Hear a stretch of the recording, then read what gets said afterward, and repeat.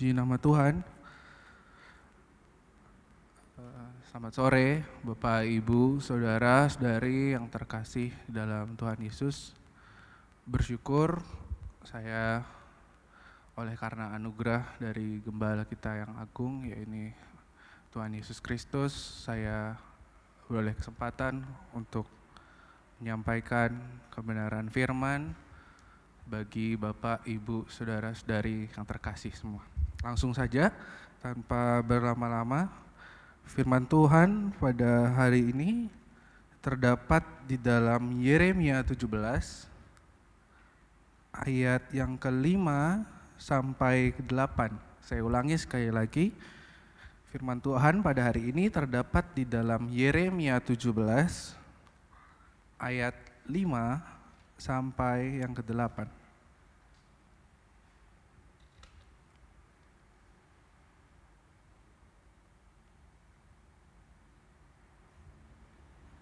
Begini firman Tuhan. Beginilah firman Tuhan. Terkutuklah orang yang mengandalkan manusia, yang bersandar pada kekuatan manusia fana dan yang hatinya menjauh dari Tuhan. Ia akan seperti semak gundul di padang belantara, ia tidak akan melihat datangnya keadaan baik. Ia akan tinggal di tanah tandus, di padang gurun, di padang garam yang tidak berpenduduk. Ayat ke-7, diberkatilah orang yang mengandalkan Tuhan, yang mempercayakan dirinya pada Tuhan. Ia akan seperti pohon yang ditanam di tepi air, yang merambatkan akar-akarnya ke tepi sungai, dan tidak takut akan datangnya panas terik, yang daunnya tetap hijau, yang tidak khawatir dalam tahun kekeringan, dan yang tidak berhenti menghasilkan buah. Puji nama Tuhan. Beberapa waktu yang lalu kita dihebohkan dengan kasus penganiayaan yang dilakukan oleh seorang anak pejabat dalam suatu instansi pemerintahan terhadap korban yang masih remaja secara brutal, secara sadis, hingga menyebabkan sang korban yang dianiaya ini harus dirawat di rumah sakit dalam tempo waktu yang cukup lama. Usut punya usut, pelaku tega menganiaya korban karena laporan, informasi yang dia dapat dari pacarnya yang mengatakan bahwa sang korban ini telah melakukan tindakan yang tidak senonoh terhadap pacar sang pelaku, sehingga kemudian membuat pelaku ini emosi, tidak mampu mengontrol diri, dan kemudian tega menganiaya korban secara brutal dan sadis. Kemudian kalau saudara mengikuti kisahnya, saya yakin saudara tahu kisah ini, saya memang tidak mau menyebut nama saja. Setelah ditelusuri, bahkan di dalam video penganiayaan pemukulan tersebut, kita akan melihat bahwa pelaku secara sadar atau secara pede menganiaya korban tersebut ternyata didorong juga oleh perasaan bahwa ayahnya, yang notabene adalah seorang pejabat tinggi dalam instansi pemerintahan, akan mampu melindungi dia dari persoalan ini. Ayahnya memang kita ketahui bersama memiliki power, memiliki koneksi, dan juga harta yang cukup banyak. Dan kalau saudara perhatikan, memperlihat sejarah dari pelaku penganiayaan ini, ternyata pelaku ini juga telah dalam track recordnya dia beberapa kali ternyata berurusan dengan hukum, seperti salah satu contohnya ketika berada di SPBU dia kabur dan tidak bayar, tapi kemudian dapat terselesaikan. Konon katanya dapat selesai secara damai karena koneksi atau power dari ayahnya. Nah, jadi pelaku ini merasa pede, merasa yakin kalau dia menghajar korban secara sadis tentunya, itu dia tidak akan kenapa-napa. Dia akan lolos dari jeratan hukum karena dia punya koneksi, dia punya power. Namun kita juga tahu kan akhir dari cerita itu, bagaimana ternyata koneksi atau power yang diandalkan oleh pelaku tersebut runtuh seketika, dan seperti yang dikatakan dalam kitab ini, dia dikutuk oleh seluruh netizen. Mungkin termasuk saudara di sini yang pernah mengutuk perilaku pelaku di medsos, di Twitter atau di Facebook. Bahkan tak cuma pelaku saja yang dikutuk. Perilaku itu merembet hingga ke orang tuanya. Tak juga orang tuanya, perilaku yang dilakukan pelaku itu juga merembet ke orang-orang yang bekerja di lingkungan atau di instansi yang sama dengan bapaknya. Sehingga menjadi heboh kasusnya. Inilah yang menjadi suatu hal yang kita lihat bagaimana seseorang mengandalkan power, kekuatan manusia, dirinya, atau kekuatan koneksi, harta, dan sebagainya. Dan hasil akhirnya kita lihat bersama-sama. Tidak baik. Ini sesuai dengan tadi pembacaan firman yang kita baca, bagaimana penulis secara keras di dalam ayat kelima mengatakan, terkutuklah orang yang mengandalkan manusia, yang bersandar pada kekuatan manusia fana, dan yang hatinya menjauh dari Tuhan. Kalau dalam terjemahan di dalam handphone saya digunakan sebentar. Terkutuklah orang yang mengandalkan manusia, yang mengandalkan kekuatannya sendiri, nah itu, dan yang hatinya menjauh daripada Tuhan. Penulis memperlihatkan di dalam ayat ini secara jelas, ya, ada semacam dikotomi. Kalau engkau mengandalkan manusia, engkau adalah orang yang terkutuk, ya, di ayat kelima. Tapi kalau engkau mengandalkan Tuhan, maka engkau adalah orang yang diberkati. Jadi jelas poinnya ini. Ya. Penulis melihat bangsa Yehuda ini, dia dalam hal ini sedang menegur bangsa Yehuda yang memang perilakunya itu menjauh dari Tuhan. Nah, sikap menjauh bangsa Yehuda dari Tuhan ini termanifestasikan dalam tindakan mereka yang melakukan penyembahan berhala, seperti yang ditulis dalam ayat kedua, kemudian menumpuk harta secara berlebihan, dan melakukan ketidakadilan terhadap orang-orang di bawahnya. Sebenarnya karakteristik dari bangsa Yehuda ini sudah dapat terlihat Kalau saudara mungkin memperhatikan di dalam raja-raja, kitab raja-raja, bagaimana raja-raja di Yehuda ini memiliki kecenderungan untuk melakukan apa yang keji di mata Tuhan.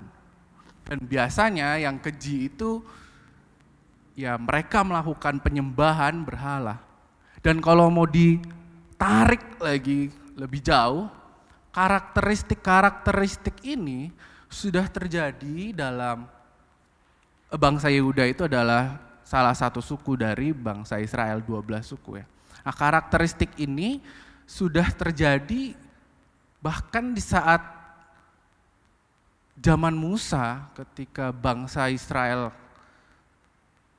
bersama-sama dengan Musa sedang menuju tanah yang dijanjikan oleh Allah. Karakteristik untuk melawan menjauh dari Tuhan ini sudah terlihat dengan mereka mendirikan mezbah-mezbah, tiang-tiang, patung-patung berhala. Berhala di dalam konteks bangsa Israel, bangsa Yehuda ini adalah penyembahan patung yang tidak dikehendaki Tuhan. Tapi kalau saudara mau hubungkan dengan konteks zaman sekarang, realitas zaman sekarang, berhala ini bisa maknanya luas. Tidak hanya pada patung saja, tapi berhala ini bisa diartikan sebagai mungkin koneksi, jabatan, harta. Jadi maknanya luas. Sesuatu yang saudara atau kita anggap itu sebagai yang utama. Kita tempatkan itu di atas segala-galanya, bahkan melebihi posisi Tuhan. Itu sudah dapat dikategorikan sebagai berhala. Dan tentu itu tidak diperkenankan oleh Tuhan. Nah, jadi kalau kita melihat orang-orang yang menempatkan hal-hal tersebut dikutuk keras oleh Yeremia, terkutuklah orang yang mengandalkan manusia, yang bersandar pada kekuatannya. Tentu ini menjadi semacam teguran juga untuk kita dalam hari-hari ini. Kita melihat realitasnya saja. Contoh kasus tadi yang saya ceritakan adalah bukti sahih bahwa memang manusia memiliki kecenderungan untuk memberhalakan sesuatu yang dia anggap menjadi kekuatannya. Kalau kita mungkin hebat dalam hal mencari uang, kita kaya, akan ada sebuah kecenderungan ya, kita bangga terhadap hal itu, dan lebih buruknya lagi, kita mulai menuhankan itu. Kalau kita misalnya memiliki kekuatan di dalam jabatan kita, karir kita, mungkin sebagai PNS, atau mungkin saudara yang berada di dalam kantor, jabatan, ada kecenderungan ketika kita sudah memiliki jabatan yang bagus, kita akan bangga dan kemudian menuhankan hal itu, memberhalakan hal itu menjadi yang utama, menjadi yang prioritas di dalam hidup kita.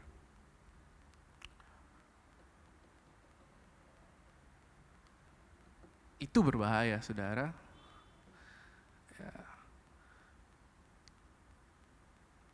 Seorang yang bijak pernah berkata,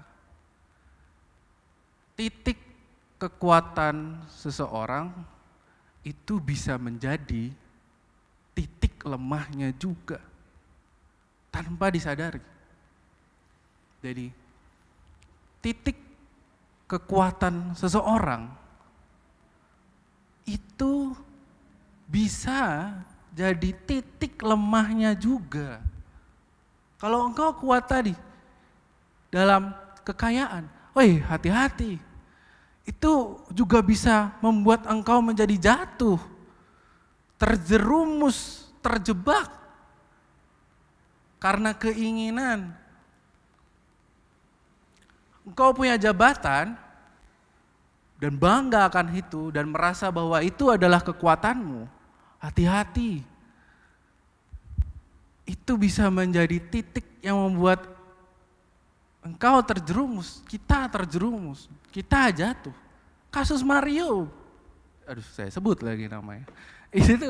Itu adalah bukti. Dan banyak kasus-kasus lain kalau saudara mau lihat. Hancur lebur dalam sekejap. Orang yang merasa dirinya punya power, punya kekuatan, dan dia menempatkan itu di atas segala-galanya. Seketika hancur lebur. Oleh sebab itu, kemudian Yeremia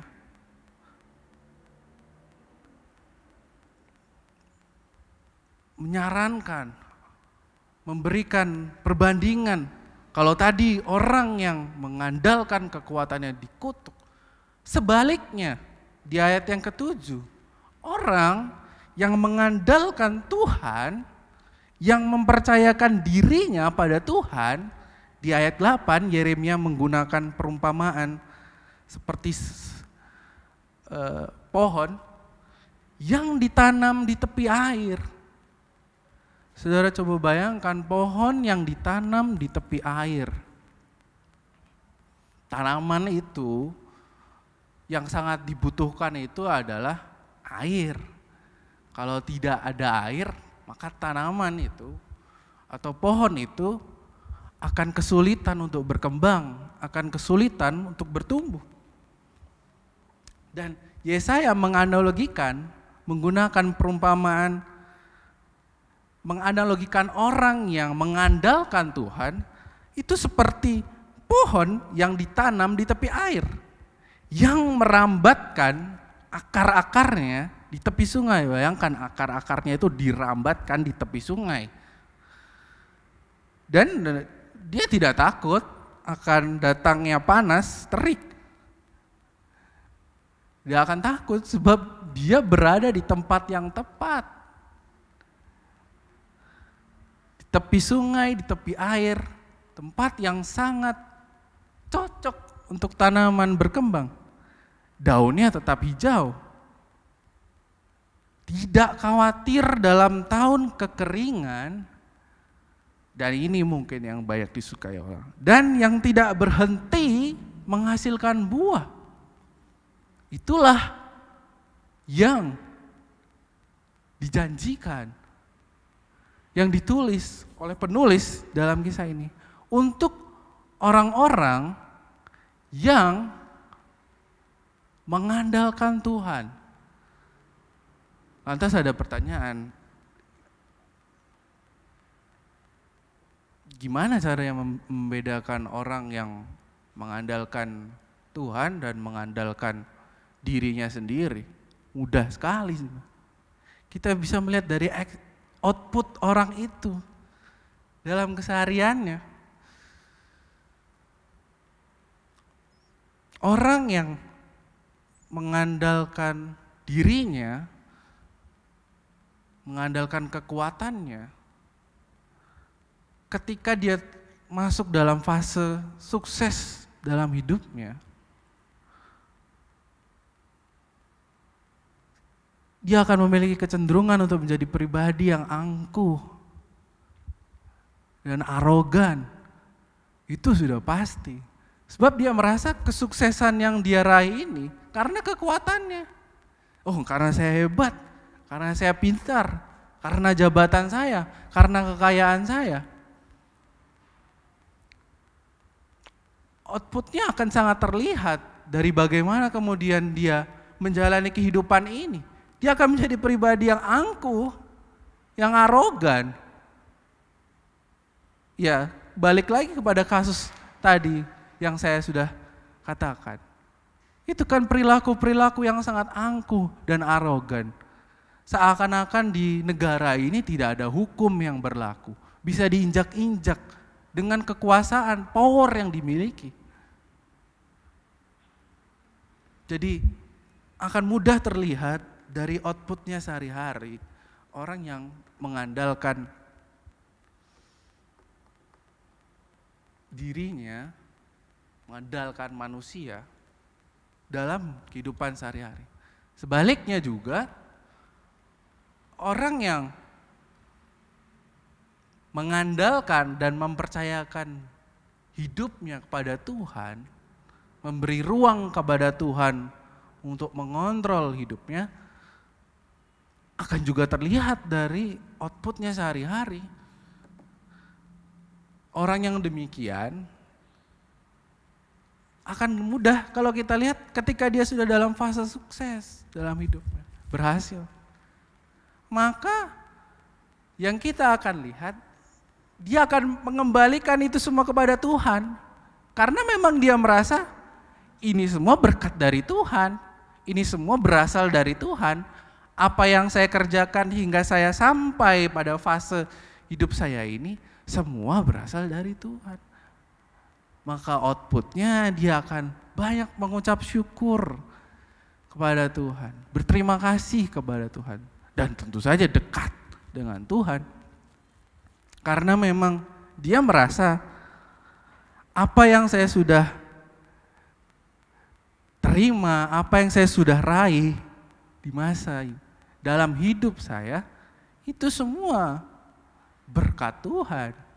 Karena saya mengandalkan Tuhan, maka yang penting adalah nama Tuhan dipermuliakan. Dan ini beda, seperti yang saya sampaikan. Kalau mengandalkan diri sendiri, mengandalkan kekuatannya, yang dimuliakan ya biasanya diri sendiri. Ya orang saya, karena saya hebat kok, karena saya jago kok, saya punya koneksi.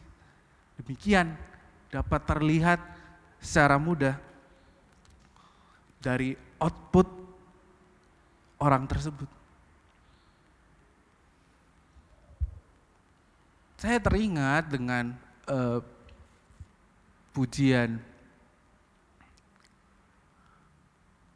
dengan ref ku pandang wajahmu ya. Di intronya itu kan ada terdapat sebuah frasa yang bukan dengan kekuatanku ku dapat jalani hidupku, tanpa Tuhan yang di sampingku. Ku tak mampu sendiri. Itu kan semacam pernyataan, pengakuan, confession dari orang tersebut bahwa hidup yang dia jalani ini bukan dari kekuatannya, bukan dari kehebatannya, tetapi dia mengatakan tanpa Tuhan berada di dalam samping hidupnya, dia tak mampu berjalan. Dia perlu Tuhan untuk menolong kehidupannya.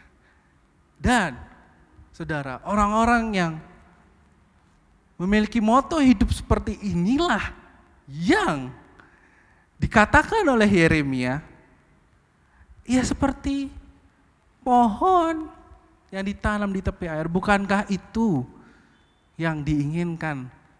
Bukankah kita semua menginginkan itu? Seperti pohon yang ditanam di tepi aliran air. Saya kira hari ini Kita masih dalam momen Paskah tentunya. Ya. Bagaimana kemudian kita merefleksikan kematian dan kebangkitan Yesus itu. Kita melihat bagaimana Yesus telah mati di kayu salib dan kemudian dia berhasil bangkit dari kematian. Dia menang dan itu memperlihatkan bahwa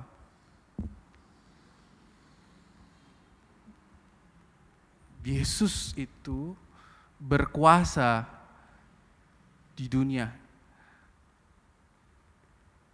Hal itu kemudian setidaknya dalam momen ini, momen Paskah ini menjadi semacam momentum bagi kita untuk kemudian merefleksikan kembali hidup kita. Sejauh mana saya ini sudah mengandalkan Dia. Nah, kira-kira bisa dihubungkan ke situ. Momen Paskah itu kemudian menjadi semacam kesempatan untuk kita melihat kembali kehidupan kita. Apakah kita ini selama ini lebih banyak mengandalkan kekuatan kita, mengandalkan kehebatan kita,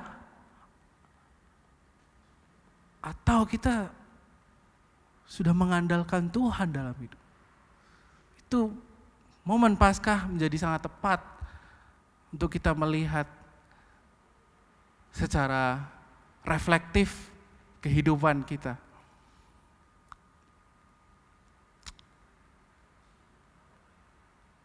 Tentu saya juga memiliki harapan kita sudah bisa katakanlah lebih banyak mengandalkan Tuhan dalam kehidupan ini. Di tengah dunia yang tidak steril, kembali lagi realitasnya. Di masa di mana semua orang banyak yang melakukan tindakan-tindakan yang tidak benar.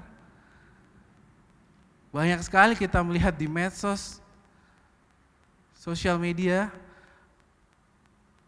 orang-orang yang mencapai karir mungkin dengan cara-cara yang tidak benar. Mencapai kesuksesan, kita melihat wah sukses. Tapi sejujurnya dia meraih itu dengan cara-cara yang kotor. Suap sana sini, korupsi dan sebagainya. Kadang-kadang kan kita yang sudah merasa kita melakukan apa yang sesuai dengan perkenan Tuhan, sesuai dengan firman Tuhan. Kadang-kadang kan kita memiliki perasaan, kok bisa ya orang ini gitu. Kok bisa padahal ini orang kehidupannya jauh daripada Tuhan. Sedangkan saya sudah melakukan kehendak Tuhan setiap minggu ke gereja, tapi kok saya kehidupan saya masih begini-gini aja. Saya udah mengandalkan Tuhan, tapi kok masih begini-gini aja. Mana itu janji itu? Bisa jadi saudara merasakan hal seperti itu ketika saudara memperhatikan realitas dunia yang memang demikian adanya. Banyak orang yang terlihat sukses. Bahkan mungkin saudara ketahui ada di lingkungan sekitar saudara. Dia terlihat sukses. Bahkan dalam kehidupannya yang saudara rasa kok kayak gak ada benar-benarnya orang ini.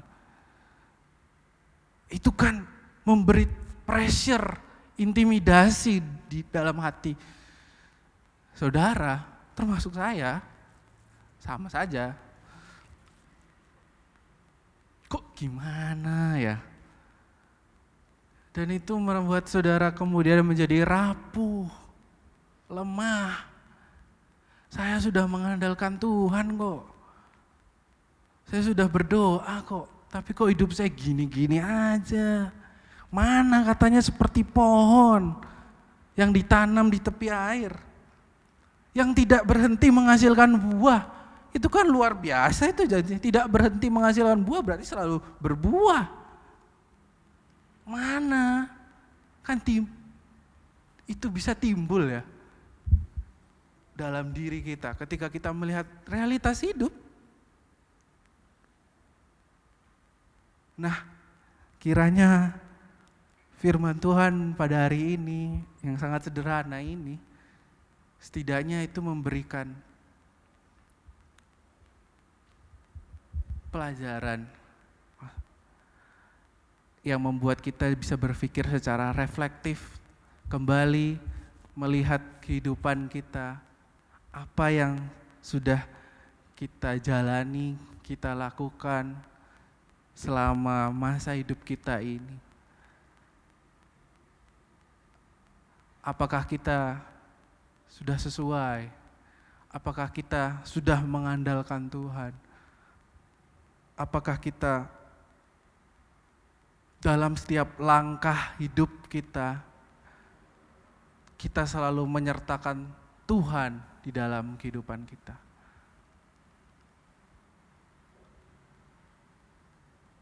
Itu menjadi bahan untuk saudara renungkan mungkin setelah pulang, saya juga.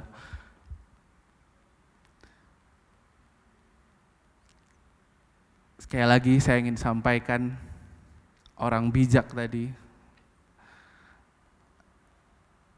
titik kekuatan manusia itu bisa jadi titik kelemahannya juga. Hati-hati, jangan sampai kita terjebak, jangan sampai kita jatuh. Maka lebih baik andalkan Tuhan, sebab Dialah empunya segala-galanya. Tuhan Yesus memberkati. Amin untuk firman Tuhan.